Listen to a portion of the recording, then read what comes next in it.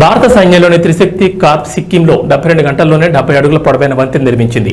వరదలకు దెబ్బతిన్న రవాణా వ్యవస్థ పునరుద్ధరణలో భాగంగా డిక్చూ సంక్లాంగ్ మార్గంలో ఈ ఐరన్ బ్రిడ్జిని ఏర్పాటు చేసినట్లు అధికారులు తెలిపారు.